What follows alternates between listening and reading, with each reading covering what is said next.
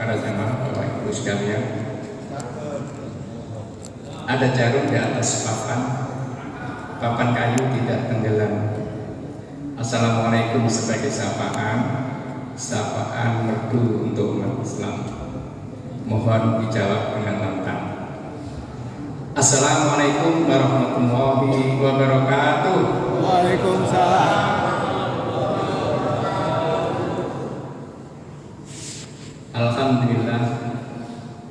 Alhamdulillahirabbil alamin.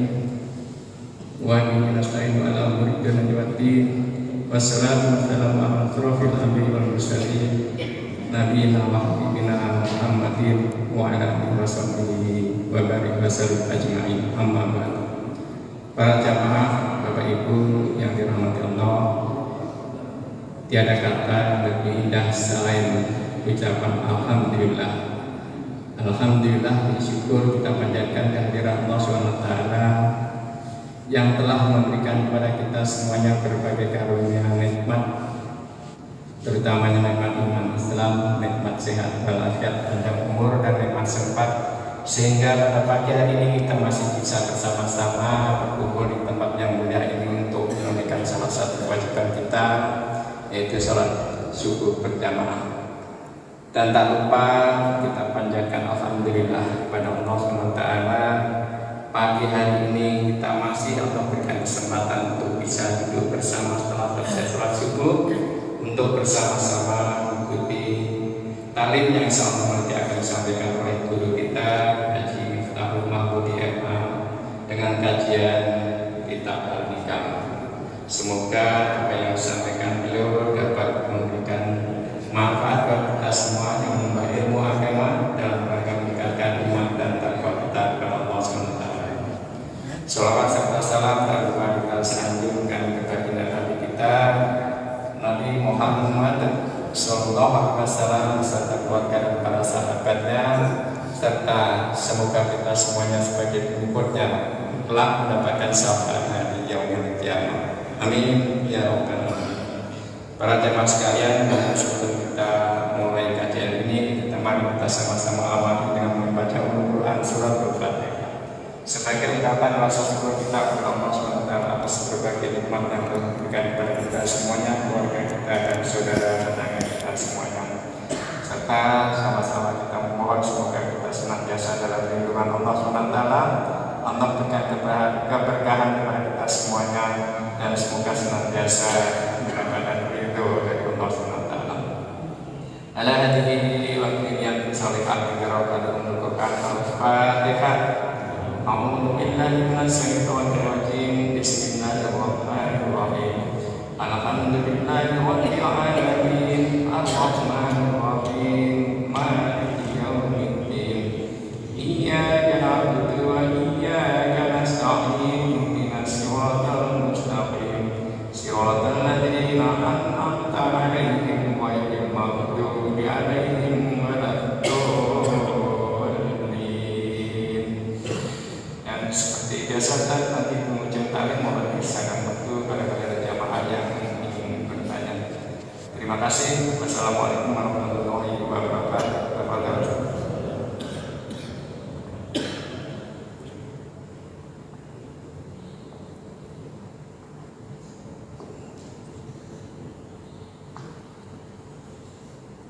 Assalamualaikum warahmatullahi wabarakatuh. Bismillah walhamdulillah wassalatu wassalamu ala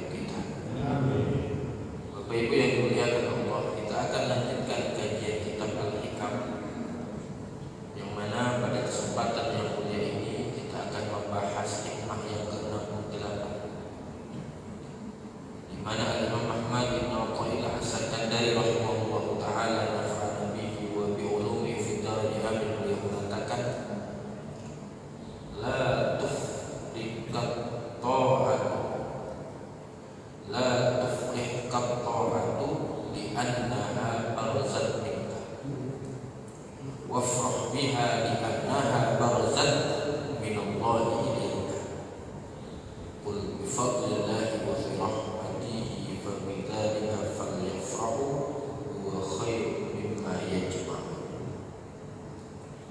Kata Imam Ibn Athaillah, la tufrihka at-ta'at, jangan membuat kamu senang satu ketaatan, li'annaha barzat minka, dikarenakan ketaatan itu datang atau bisa dilakukan karena kemampuan. Wafrah biha, namun senanglah engkau dengan ketaatan itu, li'annaha barzat minallahi, dikarenakan ketaatan itu datang dari Allah Subhanahu wa taala, bersumber dari Allah Subhanahu wa taala yang diberikan kepada. Kemudian Imam Ibn Athaillah mengutip surah Yunus ayat 58, qul katakan wahai Muhammad, bifadlillahi wa bi rahmatihi, dengan anugerah Allah dan rahmatnya Allah, fa bidzalika falyafrahu, maka dengan yang demikian itu mereka hendaknya bergembira, wa khairum mimma yajma'un, yang demikian itu lebih baik dari apapun yang mereka kumpulkan. Bapak Ibu hadirin dan hadirat yang dimuliakan oleh Allah, di antara perintah Allah di dalam Al-Quran adalah supaya kita taat kepada Allah. Di antara ayatnya ada dalam surah An-Nisa ayat 59, di mana Allah Subhanahu wa taala berfirman, ya ayyuhalladzina amanu athi'ullaha wa athi'ur rasulah wa ulil amri minkum. Wahai orang-orang yang beriman, taatlah kalian kepada Allah, taatlah kalian kepada Rasul Allah, dan taatlah kepada pemerintah kalau memang itu perintah pemerintah sesuai dengan syariat Allah Subhanahu wa taala. Jadi di dalam Al-Qur'an kita diperintahkan untuk apa? Taat. Taat itu apa? Taat adalah apa yang kita kerjakan sesuai dengan apa yang diperintahkan. Definisi taat itu apa yang kita kerjakan sesuai dengan apa yang diperintahkan. Lawan kata taat itu adalah maksiat. Maksiat itu apabila apa yang kita kerjakan tidak sesuai dengan apa yang diperintahkan, itu namanya maksiat. Makanya dalam satu hadis disebutkan, kullu ummati yadkhuluna al-jannata illa man aba. Seluruh umatku, kata Rasulullah, tanpa terkecuali akan masuk surga, kecuali orang yang ogah, orang yang menolak.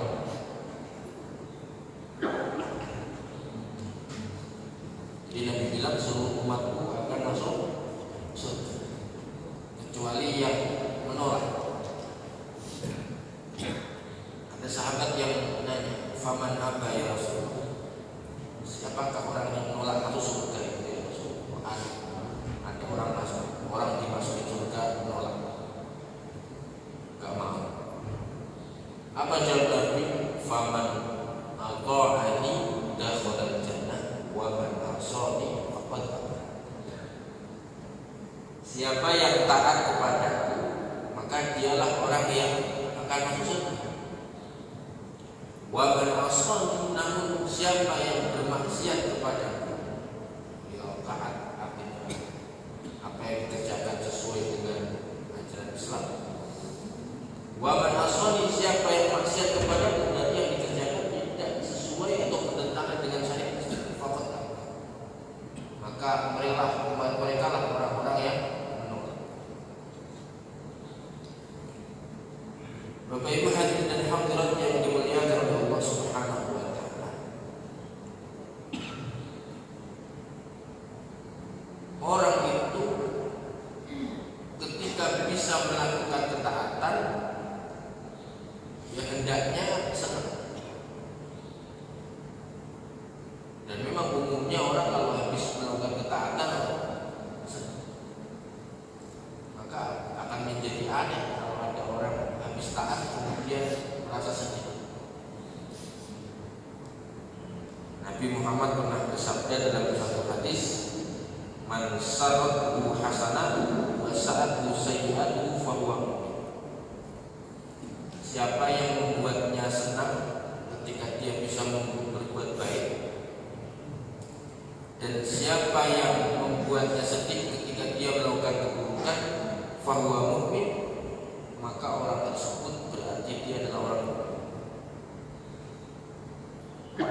Orang mukmin itu kata Rasulullah orang yang kalau bisa melakukan kebaikan dia senang, kalau dia habis melakukan kesalahan dia bersedih. Kalau ada orang habis sedekah sedih, saya kurang, saya berkurang. Habis melakukan kemaksiatan, keburukan malah senang. Habis minum minuman keras senang, habis nyuri senang, habis korupsi senang, habis zina senang. Maka itu tanda bahwa orang ini orang yang imannya bermasalah. Makanya Nabi katakan, siapa yang ketika berbuat baik dia merasa senang hatinya, ketika dia berbuat buruk merasa sedih hatinya, berarti ini ciri orang mukmin. Ciri orang mukmin. Makanya di dalam satu hadis, Bapak hadirin dan hadirat, Nabi Muhammad pernah bersabda, lis-shaimi farhatan. Bagi orang yang berpuasa itu ada dua kegembiraan, dua kesenangan, dua kebahagiaan. Farhatun inda fitrihi wa farhatun inda liqa'i rabbih. Pertama, senang ketika dia berbuka. Umumnya ketika kita memaknai senang ketika berbuka ini bagaimana? Senang ketemu makanan. Betul betul. Jadi Nabi bilang orang puasa itu punya dua kesenangan, dua kegembiraan. Pertama, gembira ketika dia berbuka. Kenapa orang yang berpuasa itu senang ketika berbuka? Umumnya kita memaknai karena bisa makan, karena bisa minum. Apalagi makanannya enak, minumannya lezat doa. Tapi yang dimaksud ternyata bukan itu. Bagi orang yang berpuasa ada dua kegembiraan. Pertama, kegembiraan ketika berbuka adalah adanya rasa puas dan rasa senang karena hari itu dia bisa berpuasa. Kita sudah sampai pada ini atau masih senang karena ketemu makan? Ketika beduk ditabuh adzan berkumandang Allahu Akbar, makin kan kita buka. Sekarang kira kita senang, senangnya kita itu karena bisa makan atau karena bisa puasa?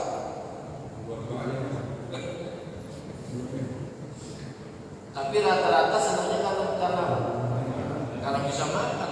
Mana nyari takjilnya jadi jam 3 hanya untuk makan 10 menit itu nyari takjilnya 2 jam.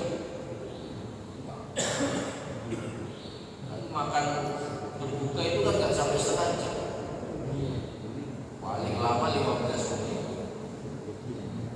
tapi nyari makannya itu dari jam 4.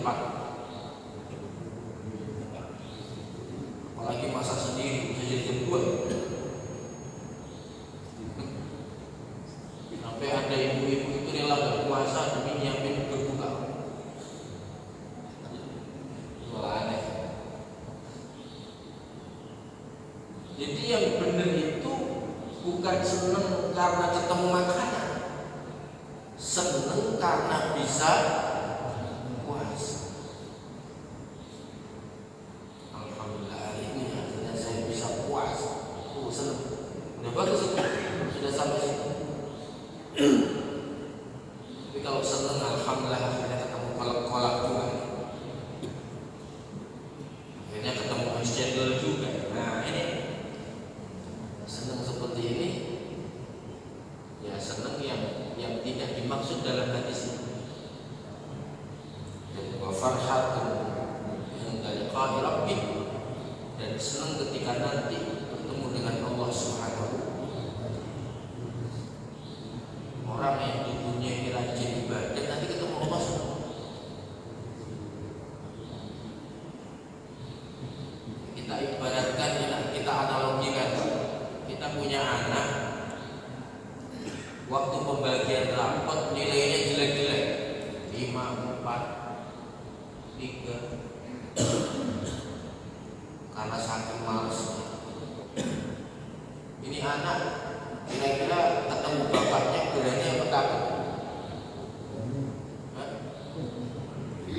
Takut gak berani? Takut. Apalagi bapaknya galak kan? Takut.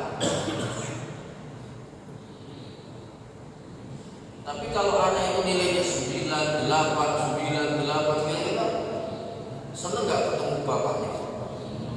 Lo seneng. Ditunjukkan ke bapaknya, Pak, nih Pak, nilai bagus-bagus. Kalau yang nilainya jelek, kira-kira seperti itulah nanti di akhir. Hamba yang melalui kehidupan di dunia dengan kebaikan-kebaikan, ibadah-ibadah, maka nanti si hamba ini akan begitu bahagia ketemu Allah Subhanahu wa Ta'ala. Sebaliknya hamba-hamba yang di dunia ini kehidupannya penuh dengan kemaksiatan dan keburukan, maka nanti dia akan malu ketemu Allah Subhanahu wa Ta'ala. Semoga kita bagian daripada hamba-hamba yang senang ketemu Allah Subhanahu wa Ta'ala, karena kita merasa punya prestasi amal ini. Baik hadirin dan hadirat yang dimuliakan oleh Allah Subhanahu wa Ta'ala. Di sini Al-Imam Ibnu Athaillah membimbing kita. Ketika kita sudah bisa beribadah, melakukan ketaatan, hendaknya kita senang. Dan senang itu harus diluruskan. Karena kalau tidak, senang setelah ibadah ini akan membawa dampak buruk.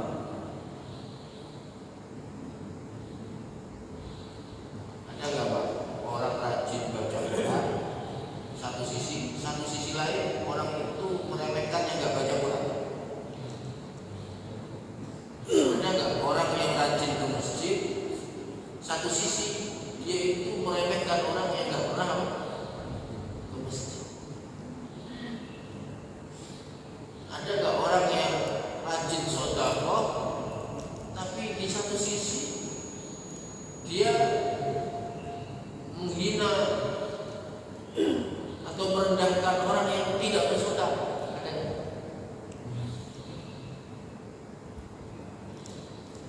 Ini berarti kan habis melakukan ketaatan, dia melakukan keburukan dengan merendahkan orang. Hanya ada ungkapan yang disampaikan oleh Imam Ibnu Athaillah,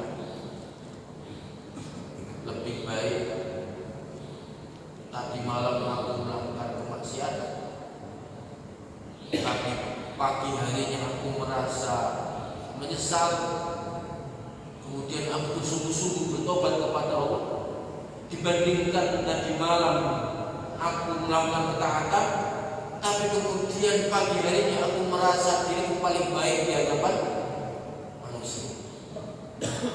Sampai ada ungkapan ini, lebih baik orang itu maksiat malam harinya, tapi pagi harinya dia menyesal, kemudian dia taubat dengan dengan sebenar-benarnya kepada Allah, dibandingkan orang yang malamnya sholat tahajud, zikir, baca Quran, tapi pagi harinya dia merasa menjadi manusia terbaik di muka bumi. Jelas atau tidak? Bapak Ibu yang dimuliakan oleh Allah Subhanahu wa Ta'ala, kita di dalam Al-Quran itu diperkenalkan dengan sosok namanya iblis. Iblis, ya kan ya? Iblis itu bahasa Arab.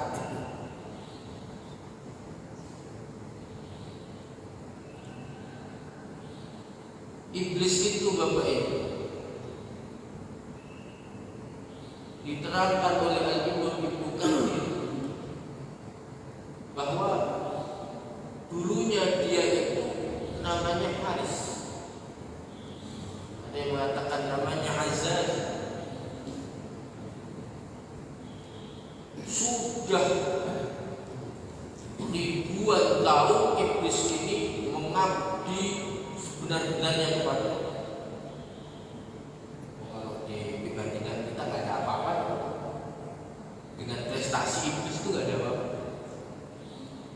Saking rajinnya, luar biasanya pengabdian iblis kepada Allah, maka iblis itu dulu oleh Allah diangkat menjadi pimpinan malaikat dan jin.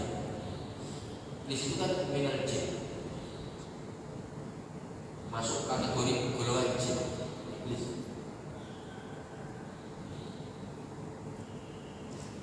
jin itu kan diciptakan dari mimari jimin, dari nyala api jin.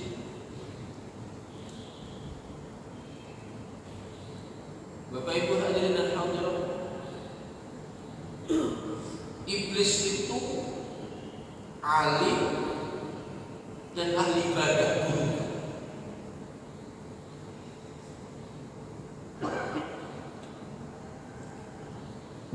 Apa yang membuat kemudian iblis itu dilaknat sampai Allah katakan kepadanya, "Ukhruj minha fa innaka rajim." Keluarlah engkau dari surga wahai iblis, sesungguhnya engkau sejak hari ini dilaknat. Karena satu hal masalahnya, dia merasa lebih baik dari Nabi khairun min khalaqtani min nar wa khalaqtahu. Wahai Allah, aku itu lebih baik dari Anda. Dilihat dari komposisi penciptaan, aku ini dari api, dia dari bukan ngomongnya bukan tanah, bukan tulang, tapi itu kan lumpur. Kalau orang masih mau injek tanah, tapi kalau injek lumpur nggak mau, takut kotor. Adam kan kotor, diciptakan dari barang kotor. Saya diciptakan dari apa? Dari apa? Dari segi prestasi, Adam kan anak baru kemarin semua. Ujung-ujung lahir, ujung-ujung ada. Sedangkan saya sudah jauh lebih dulu diciptakan. Prestasi saya sudah luar biasa. Lah harusnya Adam yang sujud kepada saya. Wa in kunna lil malaikati isjudu li Adam, dan kalau Allah berfirman kepada para malaikat dan jin, sujudlah kalian semua kepada Adam,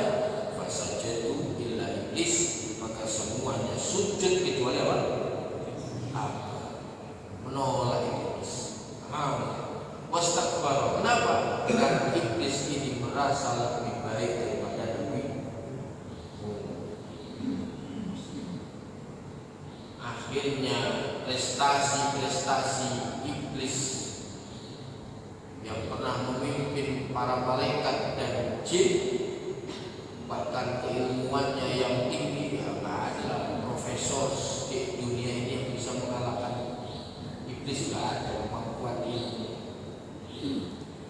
Alim banget, semuanya sia-sia karena dia merasa lebih baik daripada Nabi Adam. Ini yang harus kita ingat. Kenapa sedikit iblis itu dikeluarkan dari surga? Karena dia merasa menjadi makhluk terbaik. Kalau iblis gara-gara merasa menjadi makhluk terbaik dilemparkan oleh Allah dari surga, loh kok ada manusia merasa menjadi makhluk terbaik ingin masuk apa? Yang sudah masuk surga aja dilemparkan, kok ini malah ingin masuk surga?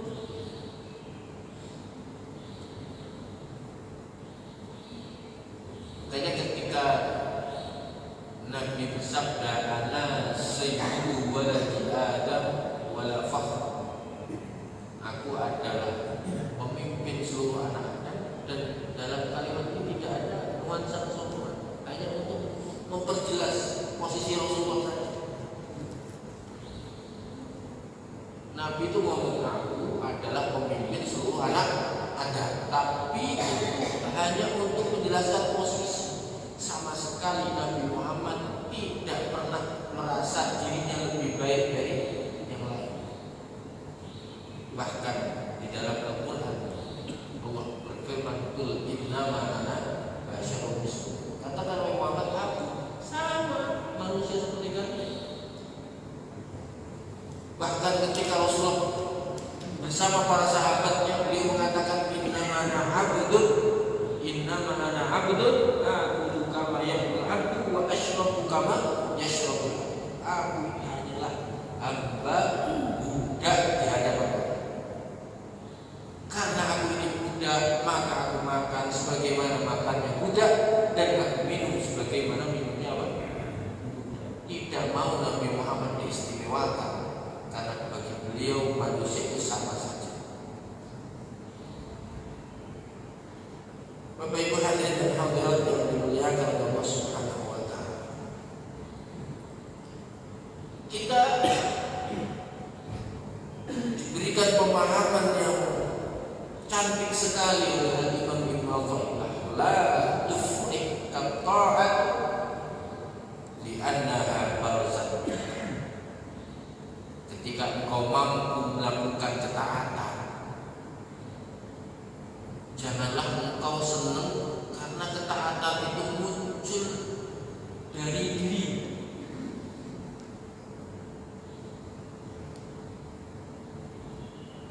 Jangan engkau itu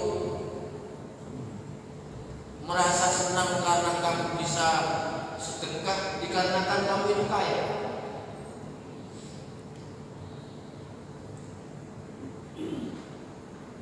Jangan engkau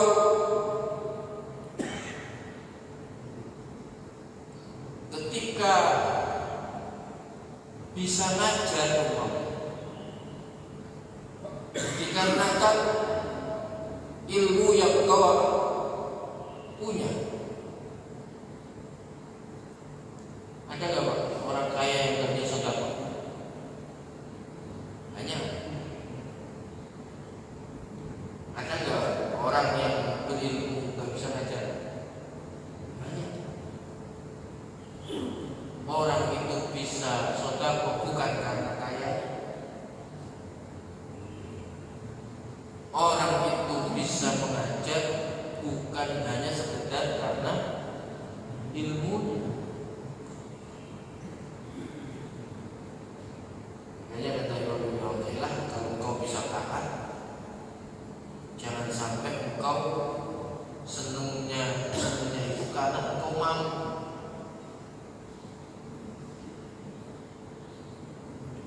Hilangkan rasa mampu ini, karena itu bahaya.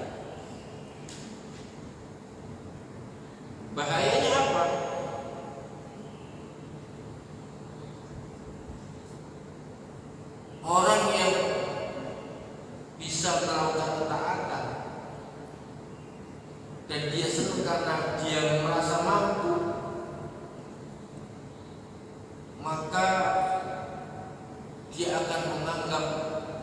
bahwa Allah Subhanahu wa Ta'ala membutuhkan diri. Menarik ini penjelasan dari pensyarah kitab Al-Hikam. Orang kalau merasa mampu melakukan ketaatan, dia akan menganggap bahwa Allah itu butuh dengan apa? Dengan diri. Dan orang kalau merasa bahwa Allah butuh dia, berarti dia musyrik, menyekutukan Allah. Kenapa? Allah itu tidak membutuhkan hamba. Hanya ada sifat 20 wujud di kitab Bapak Mukhalafatul Qiyamu. Allah itu berdiri sendiri, enggak butuh bantuan orang dan tidak butuh sokongan hamba.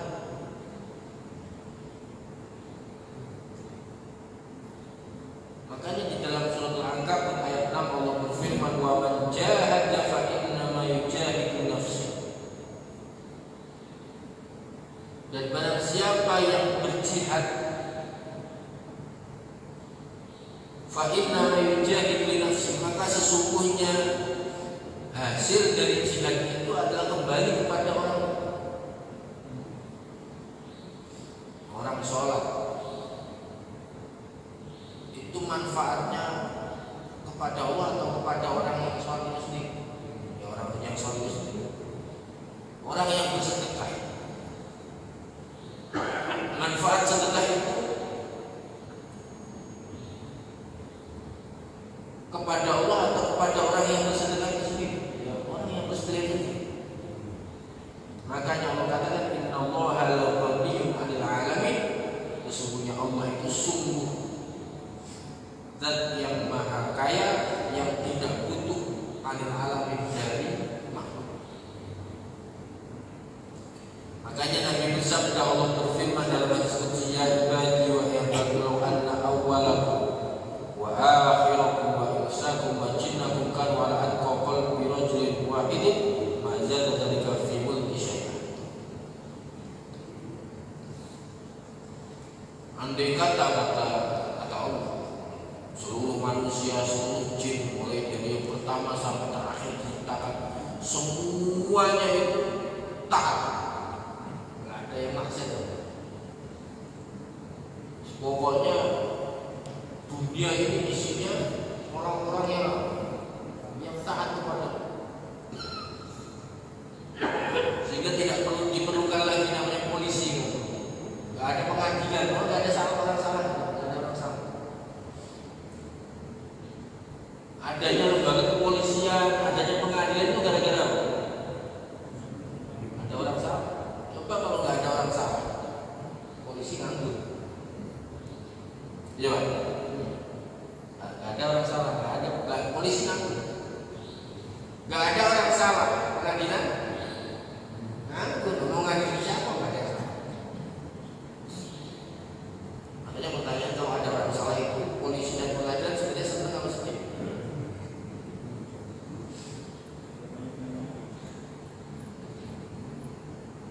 Bapak Ibu hadirin dan hadirat yang dimuliakan oleh Allah Subhanahu wa Ta'ala, andai kata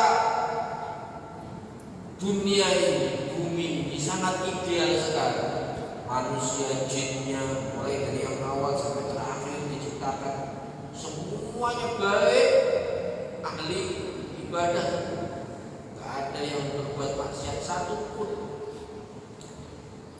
Mazada dzalika fi mulki syai'a, sedikit pun semua itu tidak menambah kekuasaanku.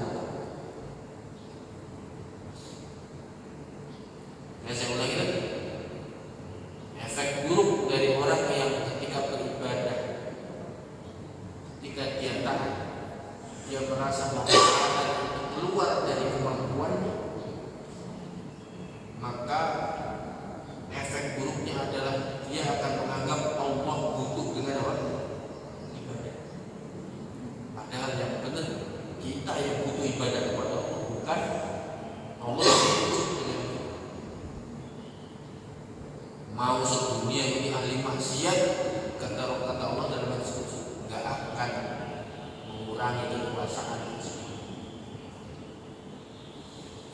Selanjutnya Bapak Ibu,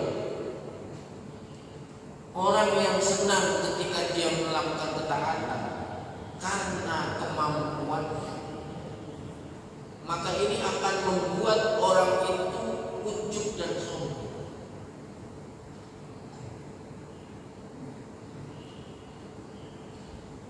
Bahkan bisa membuat orang ini akan pelit.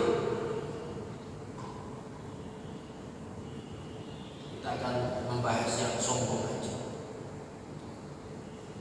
Bapak Ibu yang dimuliakan oleh Allah Subhanahu wa Ta'ala, ketika ada orang merasa dirinya paling baik, paling soleh, paling ahli ibadah, itu dipastikan semua itu bersumber karena dia merasa mampu melakukan sesuatu.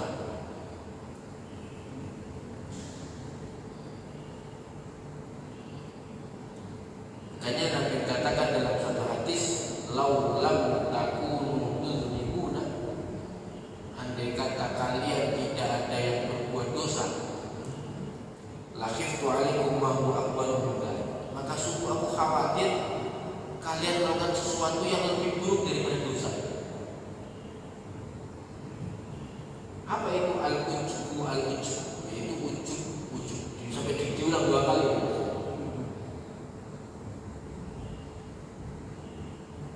Jadi sebenarnya manusia itu pernah melakukan dosa, itu bagus. Kan kita sudah pernah bahas apalah artinya dosa kalau Allah mengampuni. Apalah artinya dosa kalau Allah nggak ada artinya. Nggak akan membuat kita disiksa Allah kalau Allah mengampuni.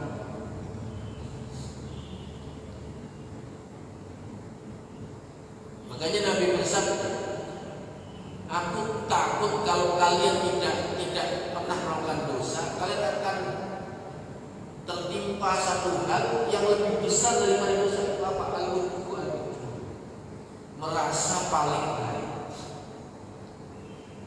Jadi merasa paling baik itu lebih besar bahayanya dibanding apa?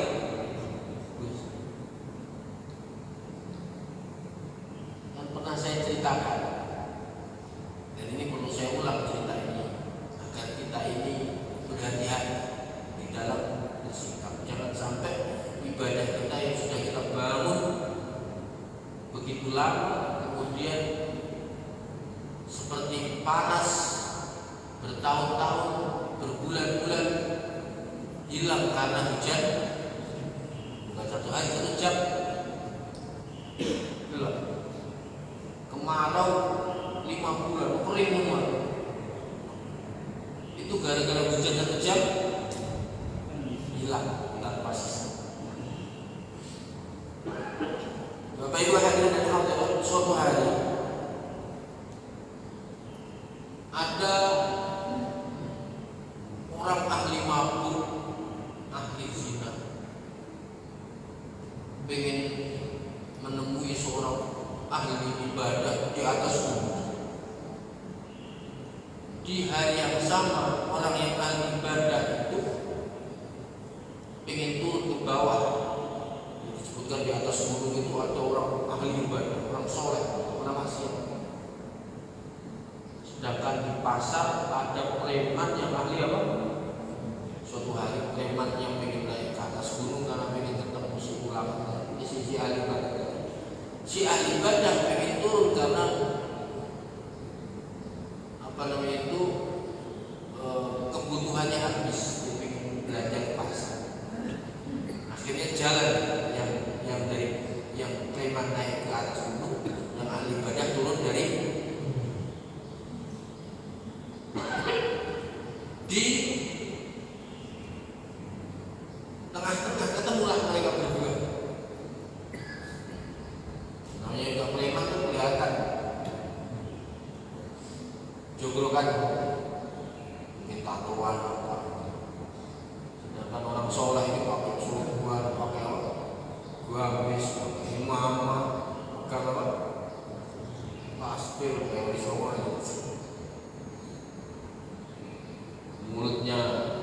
bibirnya nggak pernah berhenti dari berzikir. Ketemu di tengah jalan, ini orang preman ini ketika melihat orang soleh ini hatinya senang, dan dia itu merasa betapa rendahnya dirinya, betapa hinanya dirinya, betapa mulianya ini orang soleh. Di sisi lain si orang soleh ketika melihat preman, dia menganggap bahwa dirinya lebih baik daripada preman. Apa ini orang tatoan, kucel, pernah sholat, buru-buru zikir. Jadi si ahli ibadah ini menganggap rendah kepada siapa? Si preman. Tapi si preman ini melihat si ahli ibadah ini sebagai orang yang apa? Orang yang mulia. Maka seketika itu pula oleh Allah dipindah posisinya. Secara fisik memang kelihatannya yang mulia adalah siapa? Ahli ibadah. Yang hina siapa? Tapi di hadapan Allah yang hina adalah si ahli ibadah, yang mulia siapa?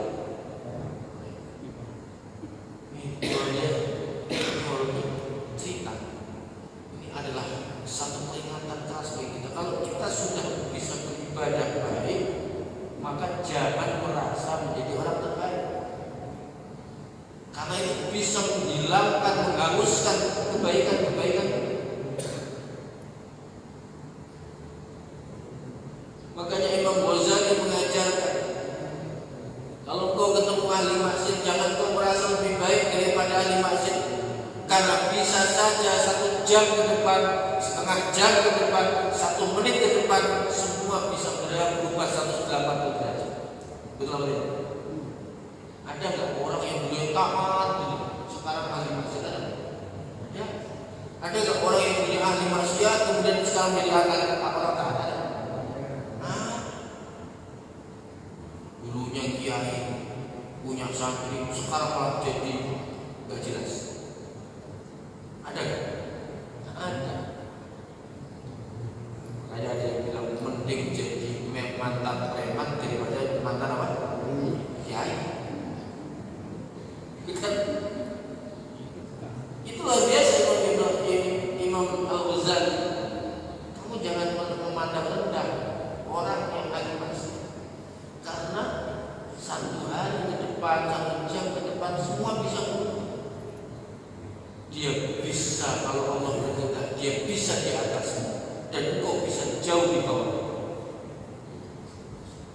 Makanya kata Imam Ghazali, kalau engkau melihat ahli maksiat, jangan merendahkan dia. Kenapa? Karena dia melakukan kemaksiatan itu. Kalau kita benci kepada kemaksiatan, kalau dia melakukan kemaksiatan makhluk, orang dia gak benci. Sedangkan kita tiap hari datang ke majelis taklim, atau malah ngajar majelis taklim, ya pantes Anda baca kitab, pantaslah Anda ngaji, Anda sholat itu pantas. Makanya kita kata Imam Al-Ghazali di dalam kitab Hidayah, beliau mengatakan bahwa nanti di akhirat ada yang akan Allah masukkan terlebih dahulu ke dalam neraka sebelum penyembah berhala. Siapa itu? Orang yang alim tapi fasik. Orang yang alim tapi apa? Fasik. Itu dimasukkan ke dalam neraka lebih dulu dibanding penyembah berhala. Terakhir, Bapak Ibu yang dimuliakan oleh Allah Subhanahu wa Ta'ala, jelas ya. Intinya kalau kita bisa melakukan ketaatan, jangan pernah kita merasa karena kita mau. Karena kita mau. Makanya kenapa kaum itu pelit? Ya karena itu. Di dalam Al-Quran surat Al-Qasas ayat 78 Allah berfirman, qala innama utitu ala ilmi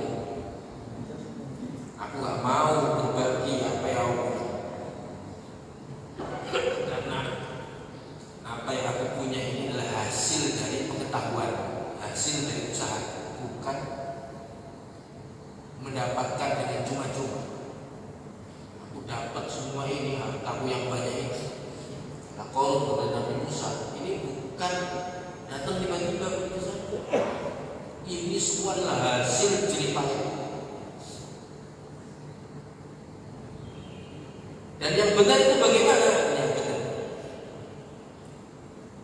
Wafrah biha li'annaha barzat minallahi ilaika. Senanglah engkau ketika engkau bisa melakukan ketaatan, karena semua itu atas bimbingan Allah Subhanahu wa ta'ala. Apalah saya ini hanyalah manusia biasa, manusia yang banyak salah. Kok saya bisa sholat ke masjid, bisa sedekah, bisa silaturahmi, bisa ini dan itu, semua karena dibimbing Allah. Dan kita itu senang bukan karena mampu melakukan ketaatan, kita senang karena diperhatikan oleh Allah. Wah, ini yang benar. Sehingga tidak pantas bagi saya sombong ketika saya sholat. Orang saya itu bisa sholat karena dibimbing. Saya tidak pantas sombong ketika saya ini bisa ceramah di sini, ceramah di sana, karena saya bisa melakukan semua itu karena bimbingan.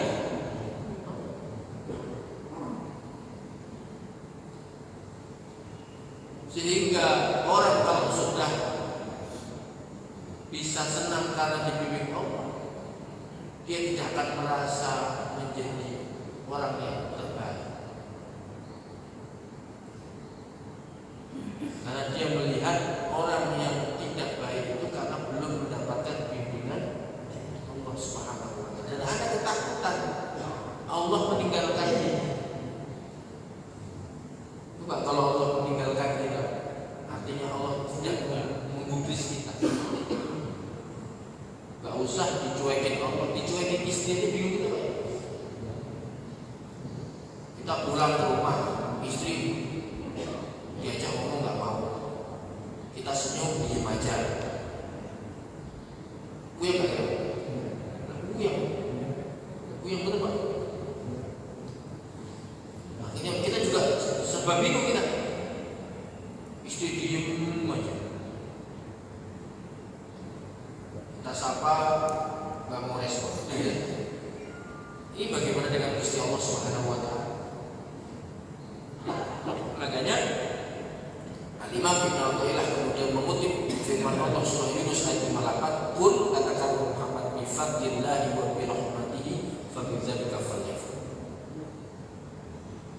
Dengan hidayah petunjuk Allah, dengan bimbingan Allah, hendaknya mereka itu senang. Di hari ini kita bisa sholat subuh, senang betul. Bukan karena kita mampu, bukan karena kita mampu sholat subuhnya, karena hari ini kita diperhatikan Allah. Yang harus membuat kita senang, dan kita hari ini diperhatikan. Alhamdulillah, aku diperhatikan Allah sehingga aku bisa sholat subuh. Aku diperhatikan Allah sehingga aku bisa baca Quran. Aku diperhatikan Allah sehingga aku bisa sedekah. Maka ketika orang itu sudah bisa semua itu, tatkala dia mengucapkan Alhamdulillahirabbil alamin, segala puji bagi Allah, maknanya dari semua aktivitas kebaikan yang layak dipuji itu bukan Allah, bukan aku, tapi Allah. Yang layak dipuji itu hanya Allah, aku nggak ada, nggak layak dipuji. Wah, kok hebat ya, rajin sholat, bukan aku yang harusnya dipuji hebat, tapi Allah. Makanya kalau kita melihat orang rajin ibadah,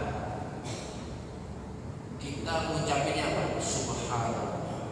Jadi Maha Suci atau Allah atau orang sebegitu rajinnya. Ada orang yang Allah bimbing, itu yang kita agungkan siapa? Allah, bukan orang. Subhanallah, kok ada orang yang sebaik itu? Yang kita puji Allah, bukan